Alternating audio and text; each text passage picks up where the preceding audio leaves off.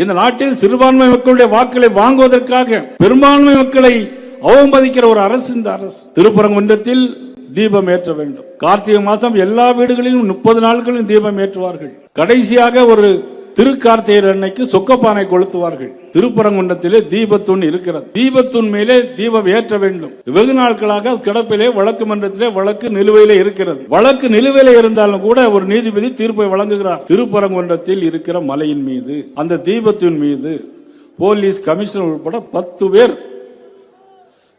பேர் போய் மேல தீபம் ஏற்றலான்னு ஒரு தீர்ப்பு வழங்குகிறது. ஆனால் அரசு அதை மறுக்கிறது. முதலமைச்சர் அதை மறுக்குகிறார். கேட்டால் கலவரம் வரும் என்கின்றார். இதில் எந்த கலவரம் வருவதற்கான வாய்ப்புகள் இல்லை. இஸ்லாமிய பெருமக்கள் ஒருவர் கூட அதற்கு எதிர்ப்பு தெரிவிக்கவில்லை. அந்த அளவிற்கு ஒரு அமைதியான ஒரு இடத்தை தேர்தல் நெருங்குவதால் வாக்கு வங்கிக்காக ஒரு அரசியல் நடத்துகிற ஒரு அரசு தான் திராவிட முன்னேற்ற கழக அரசு, முதலமைச்சர் மதிப்புக்குரிய ஸ்டாலின் அவர்கள் என்பதை நாம் யாராலும் மறுக்க முடியாது. இது ஒரு குடும்ப ஆட்சி நடைபெறுகிறது.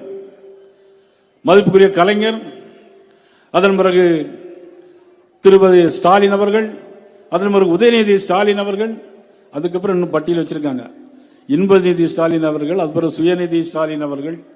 இப்படி ஒரு குடும்ப ஆட்சி நடத்துவதற்காக ஒரு அரசு ஒரு கூட்டணி நடைபெற்றுக் கொண்டிருக்கிறது.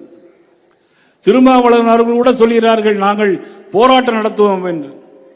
நான் கேட்கிறேன் மதிப்புக்குரிய திருமாவளவன் அவர்களை பார்த்து, வேங்கவேலில் ஒரு சம்பவம் நடந்ததே, அதற்கு நீங்கள் ஏதாவது போராட்டம் நடத்தினீர்களா அந்த அரசை எதிர்த்து? இல்லை. காரணம் கூட்டணி எப்படியாவது ஓட்டு வாங்க வேண்டும், சீட்டு வாங்க வேண்டும். இதற்காக ஒரு கூட்டணி இருக்கிறது. ஆனால் மக்கள் பார்த்து கொண்டே இருக்கிறார்கள். கூட்டணி எவ்வளவு பலம் வாய்ந்தது என்பது முக்கியமல்ல.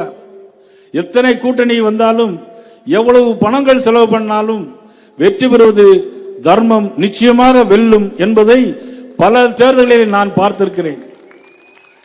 நிச்சயமாக தர்மம் வெல்லும். 2026ஆம் ஆண்டு